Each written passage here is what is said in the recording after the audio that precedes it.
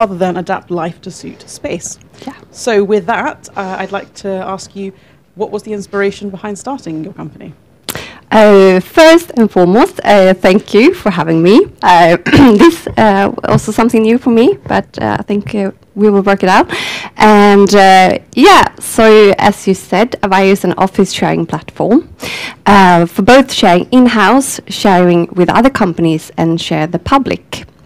At the public marketplace. And inspiration from starting Awaio, it's, I would say, which is very common to other startups, it's actually a bunch of obstacles that need to be solved. So we saw something like far behind. What about the work life for future generations? Should we continue working as we have done for so many years, like 70 years back in time? Probably not, because it's not that sustainable. Not sustainable for people, not sustainable for our environment. So we were looking at the obstacles of the problem from different point of views, and see how can we solve that by just using software, and to make it like something that everyone can use, so very user friendly. So the platform, sorry, a little bit too big for me. So that's why we started Awaio, because we wanted to see more collaborations between organizations, which is a positive thing when you share space. We wanted to see people's well-being going up, because there's been quite heavy time for solving their life balance. With this commuting, we want to see less commuting and less wasted space. So all in one, we could find out the solution that we need to start share more. So an inspiration is also from other industries where sharing economy is a lot bigger than looking at offices and real estate, for example. Very nice. I mean, I can imagine also, like now, especially how it's been in the past 2 years, that for those that don't maybe have an office space at home, having something nearby that they could use would be really important. Yeah. So it's sort of, as my understanding is, a bit sort of like Airbnb, but for office spaces. So I was wondering, could you tell us a little bit about the business model that you have? Yes, and just taking a step back again, because I know that's easy to make the comparison with Airbnb, because it's so easy to understand. So, and that's a part of Awaio. If you go to download the app today, you will come to the public marketplace, but that's like 15% of Awaio. So that's why we started to, if we start to share in-house with sharing service inbuilt in the platform, then it's easier to start share with others. But we have to understand first and foremost how we use our own space. Is it still good? Okay, thank you. So to the business model and the business idea. So we have actually today we have 3 revenue streams, and we will all link them together very soon. So I brought some stickers which actually both explain our business idea, but it's actually also our roadmap, which is quite funny because it's on stickers. So the revenue model is from the marketplace. We have a like a transaction fee on each buy. Sorry, so big. Like this. And we give the biggest bunch we give to the host, and a host can be a company. It could be Goto 10. It could be Mind Park, Mink. Every place that has space to that's not being used. So and that's the first revenue stream. That's like, and for us it's very important that you just pay for what you use. So if you don't use it, you shouldn't pay for it. And the other stream is it's the thing where we have Awaio like a platform in-house to understand how much we use the space. So then we have licenses on each bookable resource. And a resource for us can be a meeting room, it could be a bike, it could be a parking lot, whatever. So we want to give the companies an opportunity to share as much as possible. No matter how many users, it's just you pay for each resource. So we're happy to see that many people use all resources. So it's best for everyone. And the last revenue streams is actually from locks, which is something we have.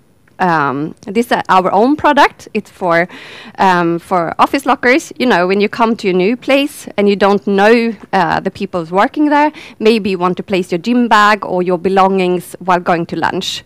So this is actually hardware. We from the beginning we didn't want to use hardware. We couldn't find any locker that was as good as it should be. So today, when thanks to this locker, we have enterprise businesses going into the Awaio platform. They start with the lockers, but they continue buying resource licenses for meeting rooms and so on. So this is the hardware. It's a like one-time cost, but that's So it's because you need to be able to also share lockers. You need less lockers. So a lot of big companies going from they can like half the amount of lockers, get more space to like this. So 3 revenue streams. Sorry, that was a long. Yeah, well, I've also learned some because I saw it very much as the Airbnb. So it's interesting that you have these other revenue streams as well, and even like the bike sharing bit is quite a nice little extra thing. Really cool. Oh, so I mean, the company is quite young still. I'm sure that you have faced some challenges so far and probably will face challenges in the future, even though we always try to minimize our risk as much as possible. So what would you sort of say your biggest challenges that you faced are, and what sort of challenges do you still foresee in the nearest sort of few years? I think it's always difficult to grade challenges because when they come and you can't really expect them. But I'm working on like the golden rules of having 3 very important like areas that we should always take care of in the team, because then we can prevent challenges that actually can be difficult for us. And it's always back to, you know, the basics, where it's the purpose, like the why are we doing this. It's very important to stick on the road. And then we have the how should we do this now, how can we, it's like the roadmap, how will we go to market, and the last one is the team. How's the team feeling? Everyone on board, everyone feeling well, and I say targets is very important and something you need to have to be able to plan and to be able to celebrate and to know where you have done a nice job. But I think it's also very, very important to like understand how everybody feel when you have reached a target. I can push the team really, really hard, but in the end, if they don't feel well, it's like, what's the reason for the target? So the team is also super important, and I think if you work with the 3 along all together, it's so much easier to take care of every challenge that will come, because it comes challenges every, not every week, but somehow you need to calculate them in. And you all know in your face, like money is always an issue. But I think if you do working and doing the right thing along the others, then the challenge can also be something like energizing, inspiring, like, okay, because you have everything behind you, the team, the why, the how. Mm-hmm. So, yeah. I think the whole entrepreneurial journey is a challenge in itself. Yeah, exactly. Is there anything that has surprised you that you sort of unexpected along the way? Maybe not surprised me, but I'm coming from a kind of traditional business, you know, with an organic growth. Everything was with a production and lean management and everything. So this SaaS journey has been like in the beginning it was so much about the vocabulary. I'm like, start talking, just explain to me what it means using this these words all the time, and also everything that goes in the package of a SaaS company, and the like the investments too, how you should think around. Okay, we want to bring in money, but okay, we should still keep this percentage in the team. It's a kind of I don't know, some kind of rules I wasn't prepared for, that it's so different from the traditional business like I'm used to. But we learn, the whole team learn, and it's none of us have done this SaaS journey before, so we help each other.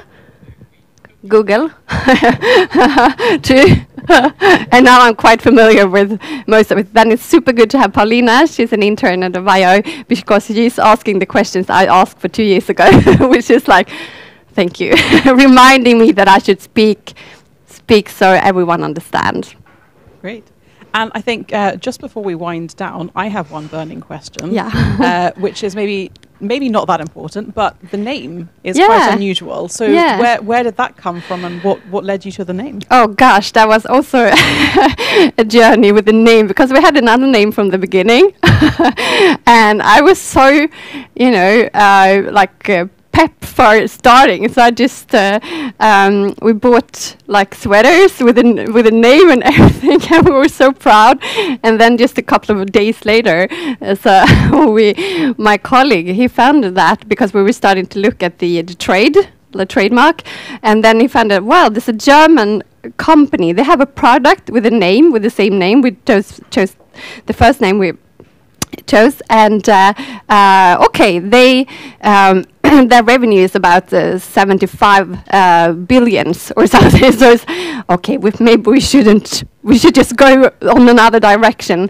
So then we did the homework a little bit better, and we said that day when we found out that we needed to change everything, we also had like a logo, everything was done. So then we said that, okay, now we need to do this from the beginning, start actually research before we buy t-shirts and everything.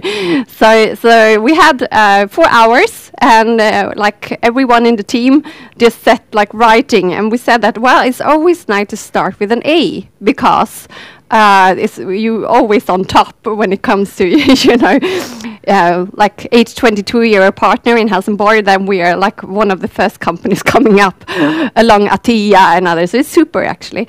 But then we said that it should also go along with AI, because that's also something we're working on.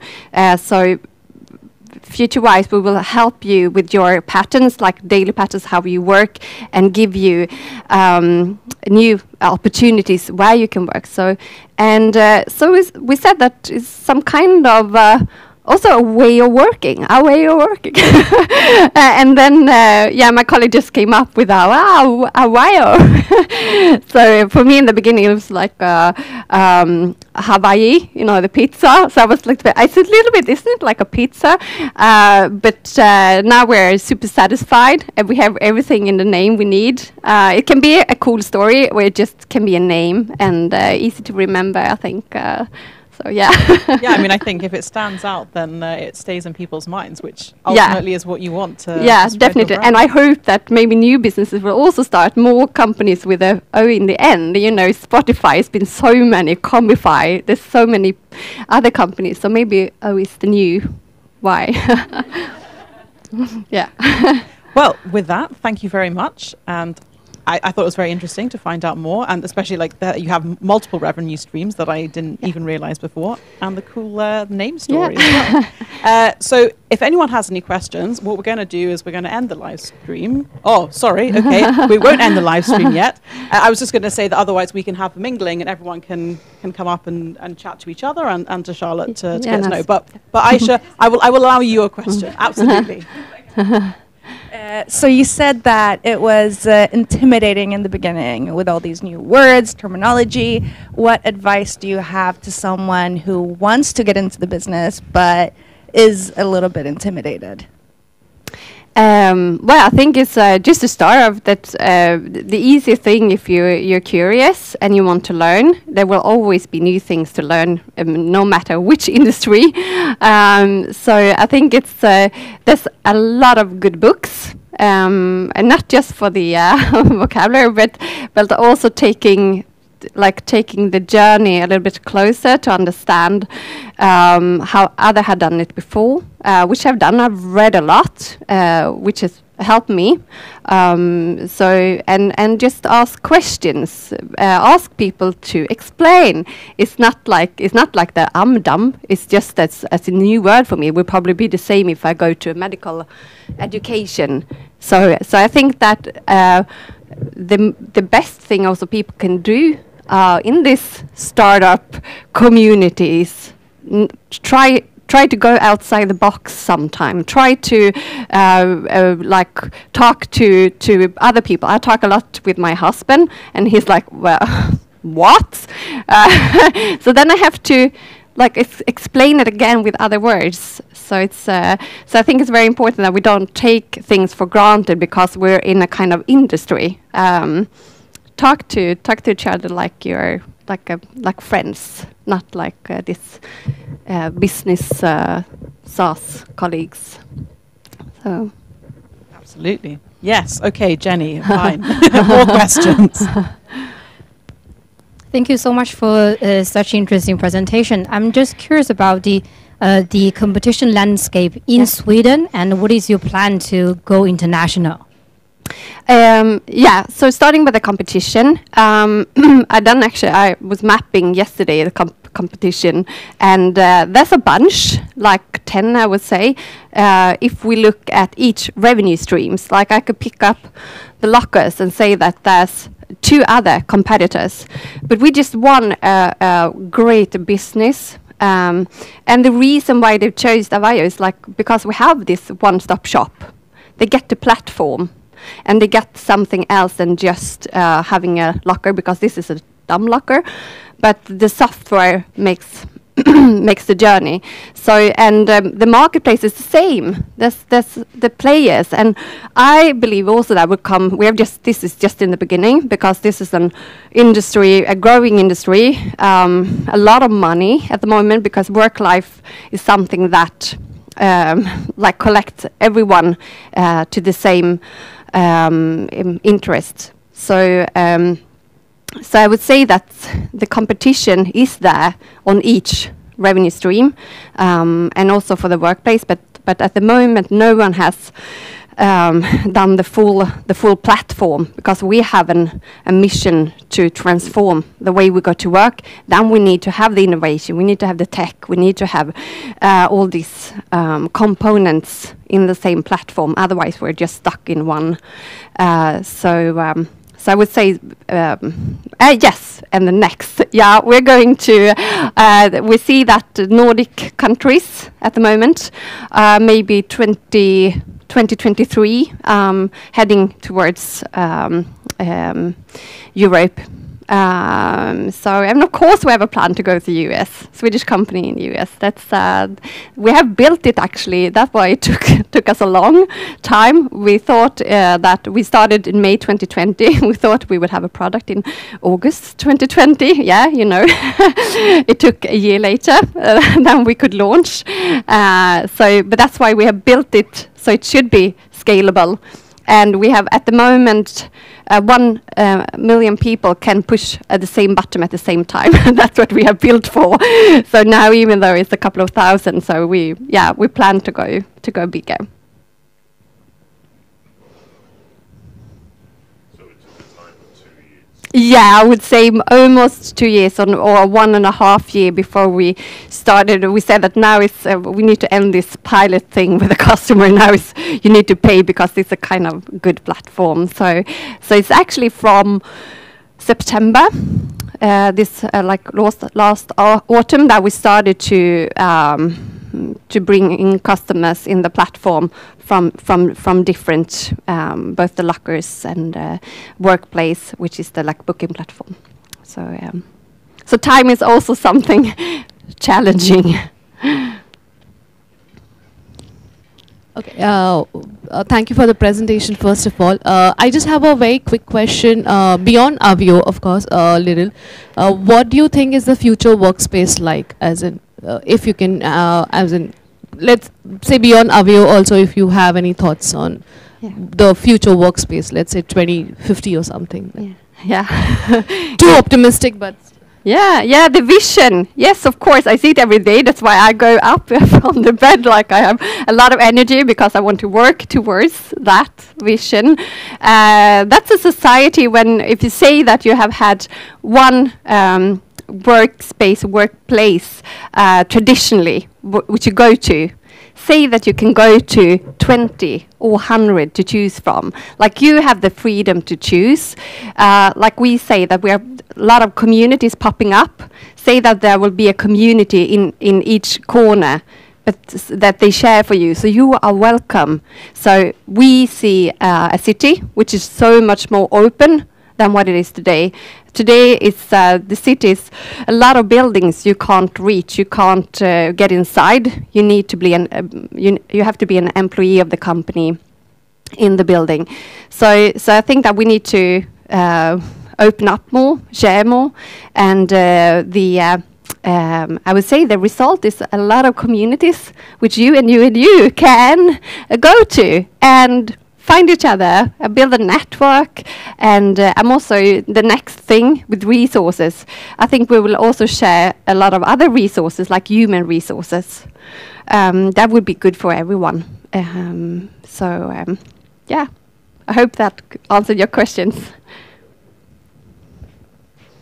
Okay, I don't know whether I should nervously try and say that maybe we are sort of done with questions.